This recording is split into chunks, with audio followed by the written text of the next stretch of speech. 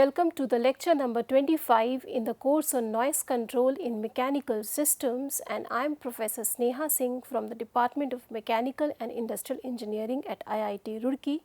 So far in this lecture, we have been discussing about, we have started our new module on noise measurement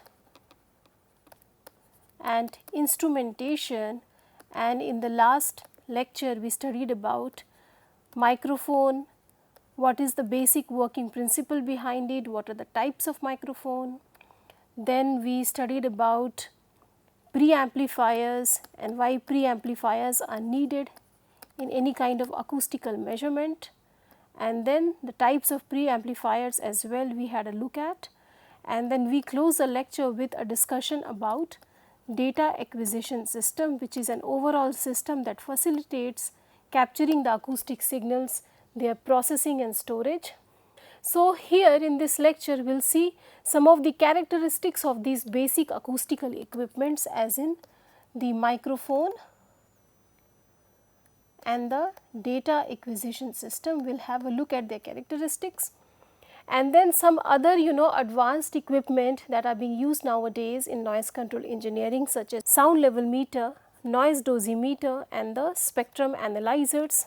So, data acquisition system is a major part of acquiring sound signals. In fact, data acquisition system can be configured to acquire any form of data. It could be thermal signals, electrical signals, acoustic signals and so on. So, some of the deep characteristics of these data acquisition system is, first of all, the measurement capacity, or simply the number of input channels that the data acquisition system can support. So, here we have these two are the data acquisition system that are available in our lab at IIT Roorkee. Okay, this is one data acquisition system. As you can see, it has got total 9 ports, so 9 channels it has. So, which means that simultaneously we can record data from 9 different sensors. Okay. So, the sensor over here, which is a microphone in case of acoustical measurements. So, this sensor is connected via some cable to the data acquisition device. So, 9 separate sensors can be simultaneously installed and the data can be acquired. You need a more number of channels in case of recording, such as, for example, you are doing a recording in a complex machinery environment, such as you are doing a recording in a railway vehicle, you are doing recording in a big naval ship, etc. So, where you need to record a lot of things, maybe you need to record sounds, the sounds from the various locations, the vibrations of the various components, the thermal gradients, the electricity that is developed from the various locations and the components. So, a lot of data you can collect and you can simultaneously acquire them if you have a more number of input channels. In the same way, here as you can see the number 1, 2, 3 and 4. So, this has a 4 channel. This is a 4 channel DAQ, this is a 9 channel DAQ. So, obviously the measurement capacity increases with the increase in the number of channels, and hence the cost, the processor and various other requirements also increases. So, in the same way I was talking about that how if you have multiple channels, you can record any kind of physical phenomenon you want to do. Whether it is not necessary it has to be an acoustic pressure that you want to measure, you can also measure so depending upon what kind of sensor you are connecting, whether you are connecting a microphone, then from microphone you are getting, so over here I will just say, so suppose you have connected the microphone sensor, then you are able to get the acoustic pressure data. If suppose instead of that you had the accelerometers, which are a device that measure the vibration of a surface. So, if this was your sensor that was attached at the other end of a channel, then you would get your vibration data. In the same way you had some let us say some kind of thermocouple or something like that, you would get the thermal gradients. And so basically you are just limited by your imagination. Data acquisition systems, they ensure that you are able to capture some phenomenon. So depending upon the sensor that is used at the end of this data acquisition device, so depending on that you can capture different types of signals and simultaneously sort of analyze them and process to see how they are varying. So let us say for example, in any kind of machinery you want to see how much the vibration is impacting the overall sound radiation. You can have a sensor which is a accelerometer attached to a data acquisition device, and the other channel could be a microphone, and you can place the microphone at the point of interest, which could be the receiver location, and you can place the accelerometer attached on a component which is vibrating on the machinery, and then you try to correlate the vibration data with the acoustic pressures that you are getting. You can see whether their frequencies are matching, the levels are matching, and in this form you can correlate. In the same way, suppose you think that in some way the pressure drop in a machinery is doing that. So, you can measure the pressure drop and correlate it with the sound data. In the same way, other things also you can do. So, it allows you to sort of get the various kind of varieties. So, you can record various types of things such as acoustic pressure, thermal gradients and voltage depending on what is the sensor that you are attaching. The other characteristic I think is the number of output channels. Over here the output channels is 0, whereas over here the output channel is 1, this being the output channel. So, sometimes in the data acquisition device you can also have an output channel. What it means is that it can be used for function signal generation. So, let us say you want to, it is usually used in the field of room acoustics. So, let us say you want to see the reverberation in the room. So, you can have a setup where you have a data acquisition system which has got an output channel as well and some input channels. So, in the output channel you can have some signal generator that is creating some sine wave or a broadband noise. So, whatever is your kind of signal of interest. So, a function signal generator is creating that noise, and through the output channel you are blasting that noise into the room in an omnidirectional way.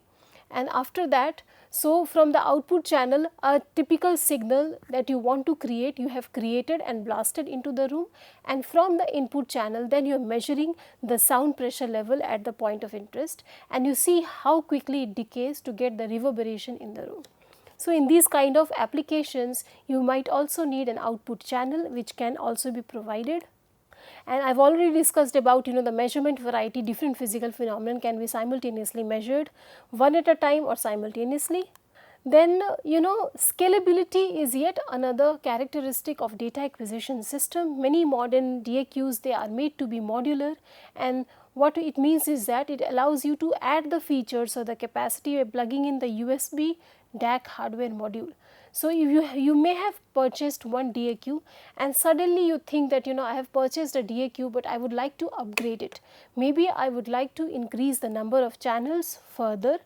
So, initially you did not have the kind of money or the funds to buy it. So, maybe you purchased a 3 or 4 channel DAQ, and later you decided you got some more money that I would like to upgrade and increase the number of channels.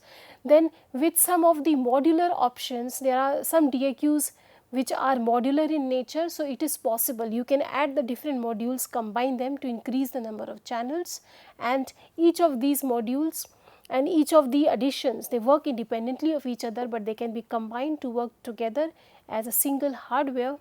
In the same way, you can have USB connections through which you can connect your DAQ to some other functionality. For example, you think that my DAQ is working fine, it is acquiring the signals, but I would like to add some additional filters to the signals that are being acquired. You can plug in through the USB connectivity to another hardware which could be a signal conditioner, and you can get the functionality. So, you can either have multiple DAQs combined together.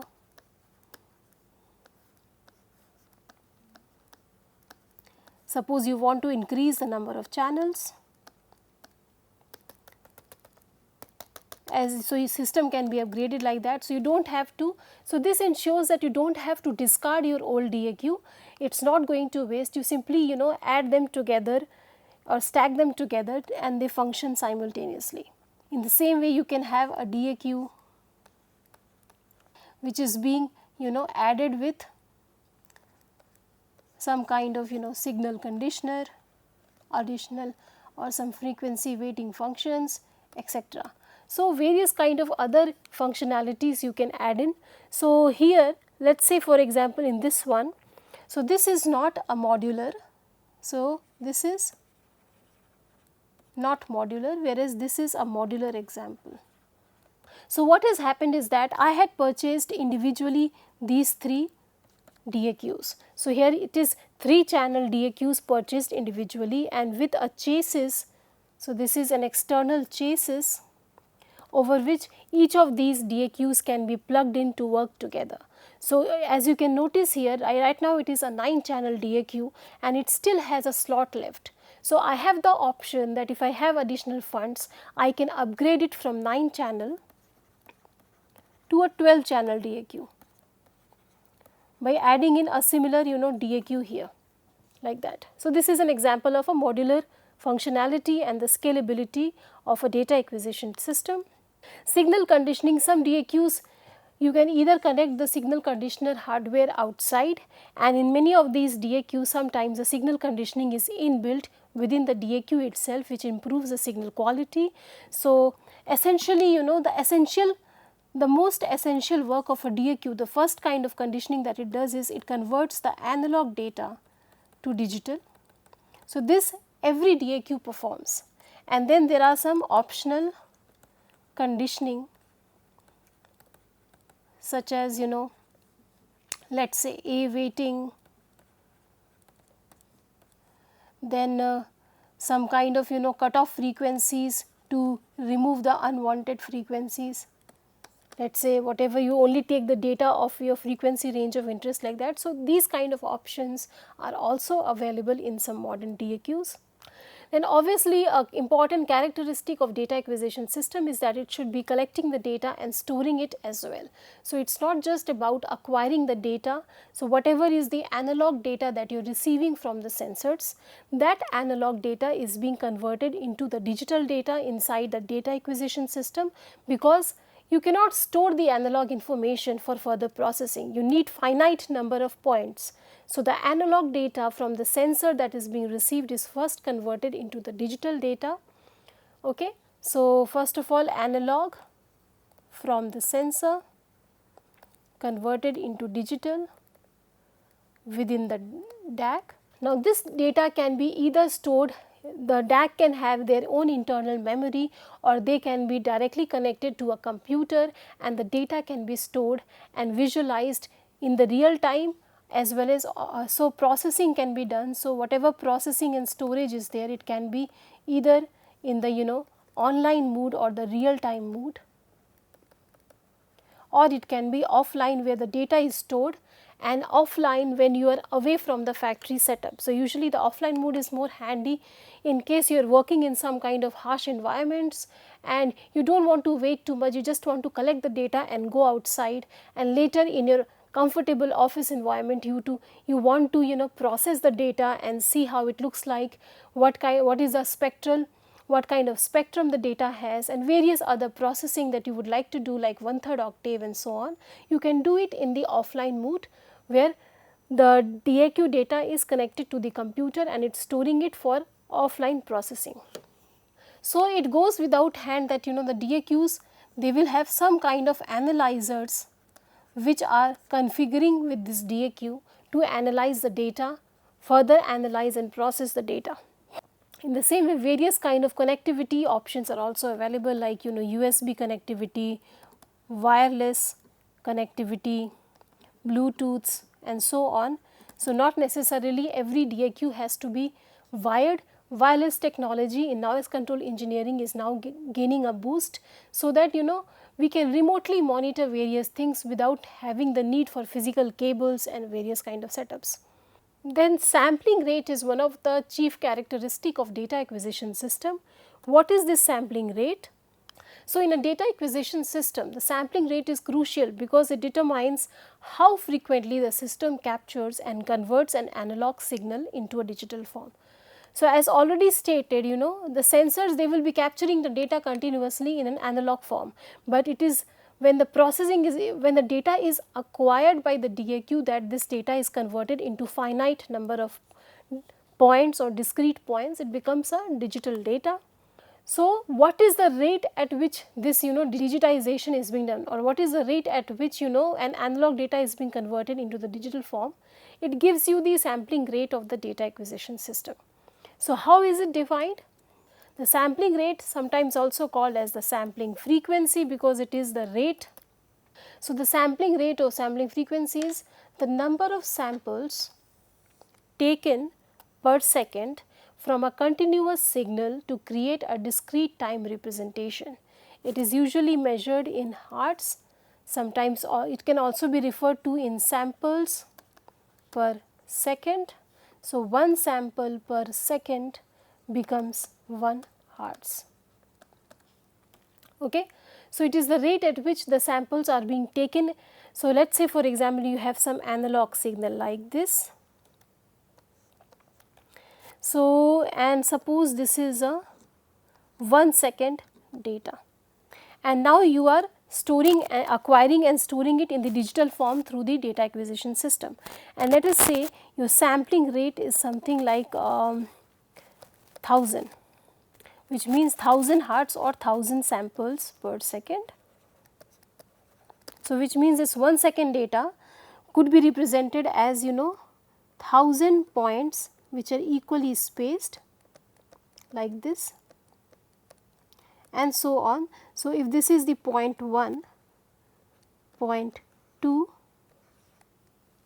let me write it this way. So, this is the points over which the data is being collected, and finally we get to the end of it. So, if this is the point 1, 2, this is point 3 and so on. So, this becomes your, so if it is 1000 samples per second, so obviously this becomes 1000. So, 1000 points you are collecting per second. So, obviously you would see that higher is the sampling rate, the more accurate will be the representation, but then the more would be the computational and the processing requirement. So, it is always a trade off, there is always a trade off between accuracy and computational cost. So, you can always take a call that okay, for this kind of measurement I am happy with just having less number of points per second, and for this kind of data I would need more number of points per second. In general, if you are recording a high frequency signal, you would need more number of points per second to capture that high frequency signal, because it is a signal that is frequency is what? It is the number of cycles per second. So, the signal is varying, a high frequency sound would be varying much faster than a low frequency sound per second, and hence to capture this very rapid variations you would need more number of points, otherwise you would not be able to accurately capture it, and hence the sampling rate essentially would vary with the frequency of your interest, whatever is the frequency of the data. And more on this we will study in the next lecture, where we see what is a sampling theorem and how exactly do we decide what should be the sampling rate in a DAQ for what kind of sound. Okay, now let us see some of the characteristics of a microphone. So, you have dynamic range, it means that it is the difference between the quietest and the loudest sounds that it can actually capture, which is measured in decibels. So, let us say the dynamic range, it is very straightforward. So, let us say the range within which a microphone can capture the sound is from 0 dB, or let us say from 10 dB to let us say 120 dB. This is the range over which it can capture the sounds. Then obviously the dynamic range becomes 110 decibels. Okay, it gives the range over which the microphone works properly, because see, microphones also have a capability, and for very loud or very low noise they may not give the same kind of response, and they may not, their accuracy may drop down, or they may also suffer some physical damage. Then sensitivity, this is yet another very important characteristic of a microphone. It refers that how sensitive, how sensitively it's converting an acoustic pressure into the electrical signal, or the ability to convert, what is its ability to convert the acoustic pressure into an electrical signal. It is usually measured in microvolts per Pascal, which means that per Pascal, which means that if suppose 1 Pascal of acoustic pressure it is measuring, then how many microvolts it is generating to correspond to that 1 Pascal of variation, because essentially what do a microphone do? They convert the acoustic pressure into an electric signal. So, sensitivity is at what rate, so per Pascal how many voltages they can generate. Okay. Sometimes the unit also used is dBV instead of microvolts per Pascal. So, I have already explained what is microvolts per Pascal. It means that if 1 P acoustic pressure was incident on the microphone, then how many microvolts it will create. In the same way, what is dBV? It simply means that, okay. So, it simply here means that microvolts per Pascal, and this is dBV, which means that how many decibels of sound can create a reference 1 voltage of pressure from the microphone. So, these are the two ways in which you can find out the sensitivity. Frequency range, usually microphones, the way they are made, they may be sensitive, they have their own internal frequencies, their own natural frequencies and vibration responses. Then based on that they may react to different frequencies in a different way, because they themselves are some kind of mechanical structure at the end of the day. So, the range of sound frequencies within which it can accurately detect, or the range of sound frequencies where it is working accurately and very accurately converting it into electrical signal, this becomes the frequency range of a microphone. So, let us say usually whenever a manufacturer is supplying you a microphone, they usually also provide the frequency response data of the microphone. What is this frequency response data? It is something like this. You have the frequency scale in hertz, let us say, and you have the response. So, a microphone should be able to give a flat response in the range of interest, which means that the output is directly proportional to the input. So, whatever was the P in that is given to this mic, and some V out is coming out, right, from input pressure to output voltage. So, there should be a 1-to-1 correspondence between the two. Only then the microphone is, because we need to have a 1-to-1 correspondence. Whatever voltage is there, it should be directly proportional to the acoustic pressure, but this is only available in the frequency range of the microphone. Outside the frequency range,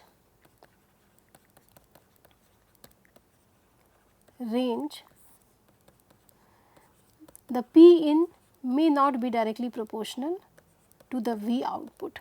So, the frequency response can look like this. Let us say if a microphone has got this kind of a frequency response, then you see where it is flat. So, response means what? It can simply be some kind of V out by P in and some kind of constant to, so that it is normalized to 1. Okay, this is the 1 value. So, some constant multiplied by V out by P in, and this is normalized to one value. So, wherever this response is flat, that becomes our frequency range, because here we are getting, the P input is directly proportional to the V output. This becomes our frequency range. So, the higher the frequency range, obviously that kind of frequencies you can capture. If suppose the frequency range is very short, then you may not be able to capture the sound signals which have the frequencies outside the range. So, essentially what we see is flat response. We should get a flat response curve that corresponds to a frequency range. Then inherent noise level. So, microphones, they are obviously not completely devoid of any noise. So, any kind of measurement you do, any kind of digital signal processing, any kind of signal you are measuring, there is bound to be some amount of noise. It could be due to the measurement setup itself, due to the sensors. So, sometimes within the microphone also there could be some inherent noise level. There are various causes for this, such as, for example, the internal resistance of the material of the microphone.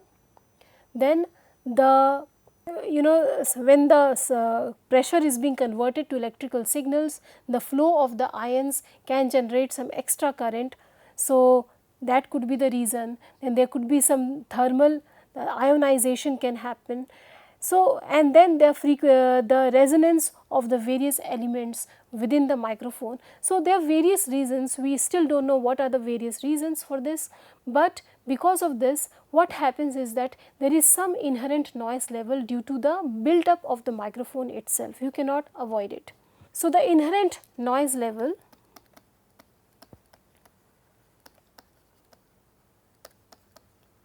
should be very low, as low as possible. If the inherent noise level increases, obviously that means that you cannot record a heavy sound. If increases, this is not a desired scenario. Okay. So, let us say, for example, so typically during our measurements, in most of my experience, what I have found is that suppose the inherent noise level of microphone is, let us say, some x dB. This is your inherent noise level. Then, and you want to, your target source alone has got, let us say, some y dB. Then this you can accurately capture this y decibel source if suppose it is minimum 15 to 20 dB above the inherent noise level. Okay.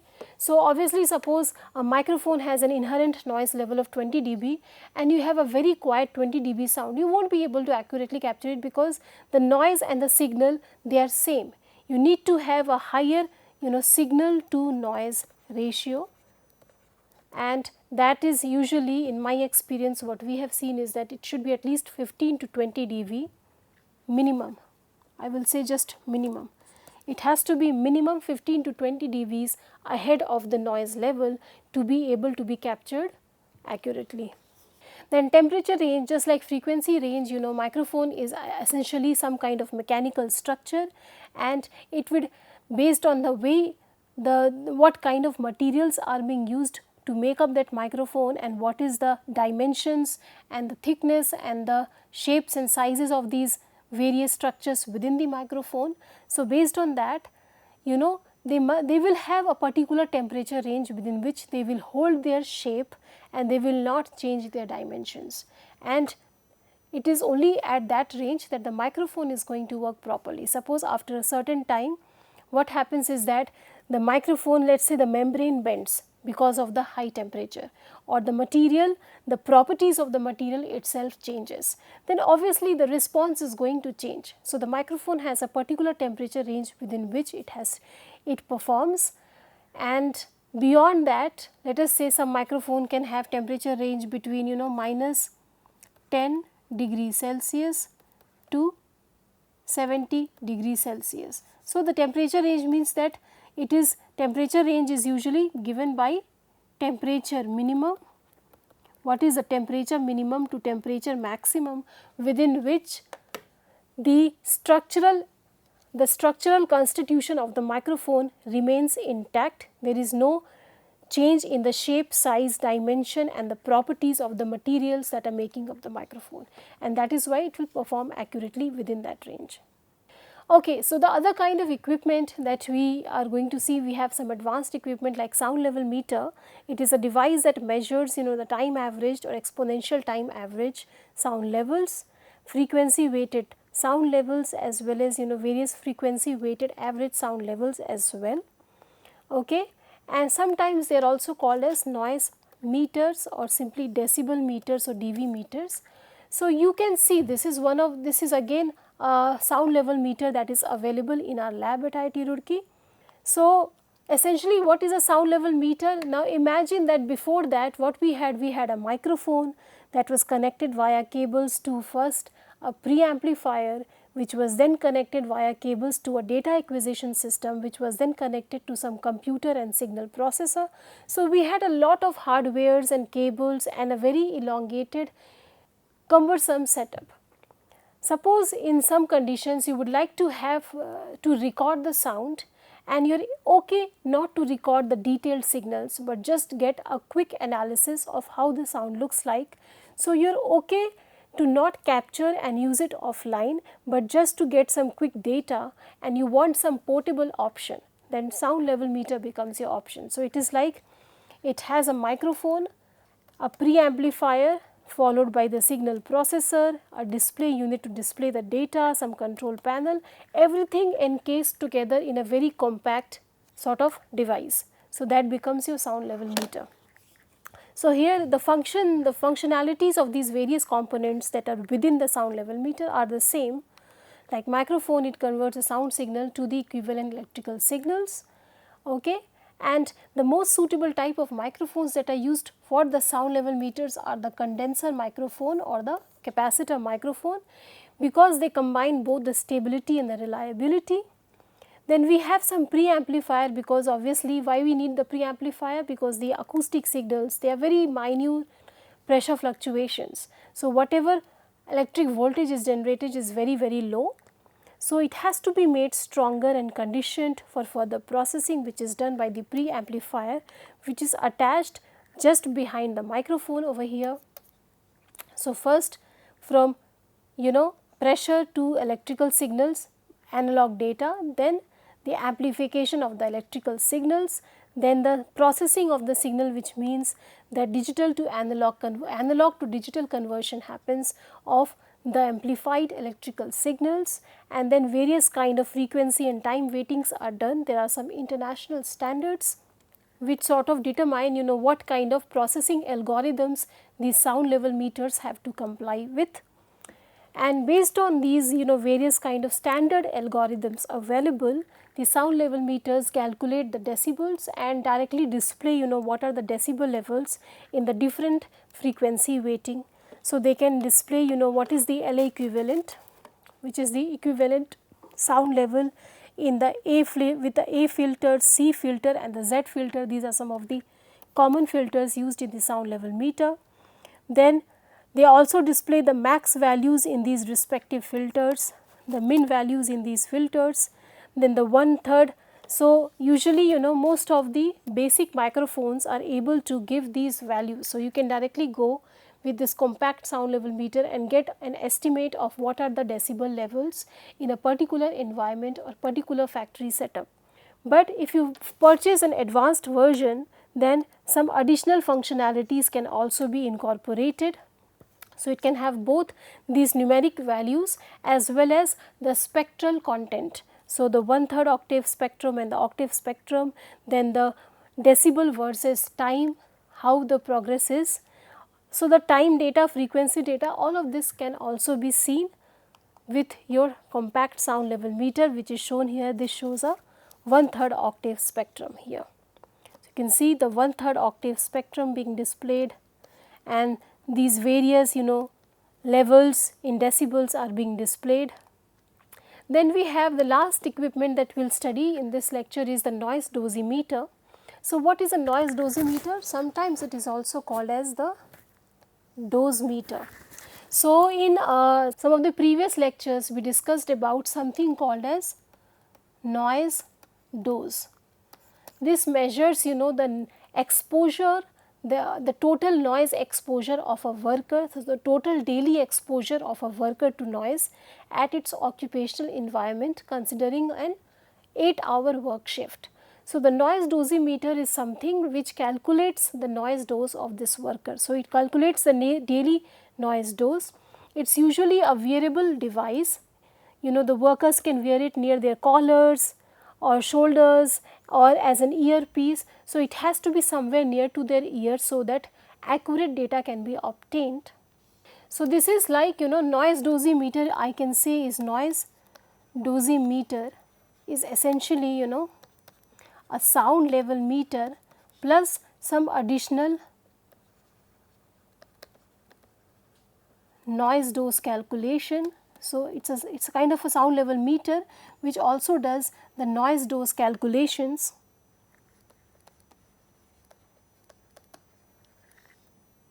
Okay. And plus it has a functionality of being wearable directly on the worker's shoulders or near the ear, so that wherever the worker is going from one factory to another factory or from one machinery setup to another machinery setup and they are working 8 hours a day, they can wear the noise dose meter while they are working and they can do their work, and the dose meter at the end of the work shift, once the daily work shift is completed, will calculate and tell this is your total noise days for the day and these are the typical decibel levels you were exposed to. Okay, so this also has the microphone to measure the noise, then a sound level measurement or dB decibel values are calculated. Then what happens, frequency weighting is done to convert it into A and C weighting that mimics more with the human ear's response. Then some kind of time weighting is also applied and integration is done. So, essentially noise dose is calculated. So, they find out okay these are the decibel levels and this is the time duration over which the decibel level was there. Okay, so, this was the dB level and this was the total exposure time of this dB level. This was the second dB level and this was the exposure time of the second dB level and so on. So, throughout the 8 hours work shift the noise dose works, and then using this formulation, that is the formulation of noise dose, it calculates the total dose, which is here Ci is the duration of time for over which a worker is being exposed to a certain decibel and Ti is the maximum exposure time for that decibel corresponding to the either OSHA guidelines or the NIOSH guidelines, what should be the maximum exposure time for that particular decibel level. So, all of this has already been covered in the previous lecture on how noise dose is calculated. So, within the device itself the algorithm is built to calculate the noise dose, and once the noise dose is calculated the data is shown and either the data can be downloaded for further analysis. The factory owners can use the data to see okay this is the noise dose of the different workers and maybe I need to shift the job rotation so that the workers are not exposed to the hazardous level. So, they can later be used by the factory owners. So, as I said sound noise dosimeter is what, it is a sound level meter with some additional functionalities. Okay. So, what is the benefits of a noise dosimeter? There is no need to carry out the noise dose or TWA calculations separately, and there is no need to follow the worker to each location to get the noise samples. The worker can directly wear it, do their entire work in the various environments, and at the end you can switch off the device, give it to the researcher, they can analyze and see directly what was the noise dose. Okay. Okay, so so one more device we have the spectrum analyzers. Okay. So, as I told you that data acquisition system, it converts the digital to analog data and then analyzes it to get the various insights. We can get beautiful visual representations, octave spectrums, FFT spectrums and various kind of things using the acquired data. So, usually there is a spectrum analyzer that is always It's a kind of software module that is customized for each kind of data acquisition system or sound measuring device. So, whatever be your sound measuring device, whether it is a sound level meter or a typical microphone plus DAC device. So, whatever is your sound measuring setup, at the end of the day you are getting some digital data, and then there's always a spectrum analyzer that is customized for each kind of sound measuring hardware, so that some quick spectrum analysis of these signals can be done offline. What are the typical kind of analysis that is done? You have the 1 by 1 octave analysis, the 1/3 octave analysis, FFT spectrum or narrowband analysis, and the waterfall spectrum or the time frequency analysis. We have already covered what do you mean by the octave and the 1/3 octave analysis. Okay. So, this can also be displayed using the spectrum analyzer of a particular hardware, and this is for more detailed information. This is for quick information about the frequency content, and this is for a more detailed information about the frequency content. Then you have FFT spectrum or narrowband analysis. In our lecture on spectrum analysis, I have covered what is meant by a narrowband analysis. So, instead of dividing the frequencies into these individual bands, it is rather per hertz what is the frequency, what is the sort of sound intensity content per hertz, and there is a continuous frequency scale. So, that gives you a frequency FFT spectrum or a narrowband spectrum. FFT is one of the most common computational algorithm that is used, which computes the discrete Fourier transform of a signal. Okay, it breaks down the various sinusoidal components and then generates what you want at the end of the day is the sound intensity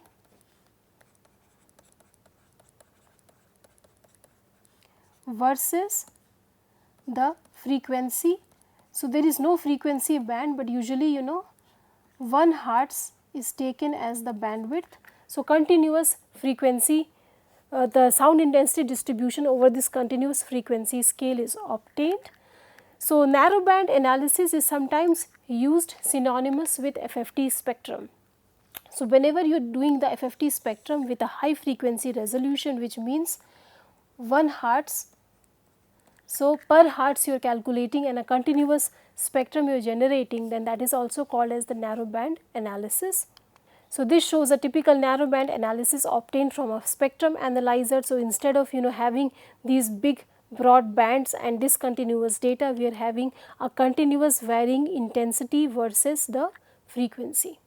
And they are used in various applications such as predictive health monitoring, structural dynamic analysis, in durability and fatigue analysis, rotating machineries, machinery fault detection and torsional analysis, combustion analysis, even in the human body vibration tests, room acoustic, environmental noise analysis, mechanical shock response, drop tests. So, not just the FFT analysis, FFT spectrum analysis or the narrowband analysis is not just used to see what is the content of a sound signal, what is the frequency content of a sound signal. It can be used to see the frequency content of the vibration signals and can be used for various kind of vibration analysis as well. So, with this I would close this lecture. Thank you for listening.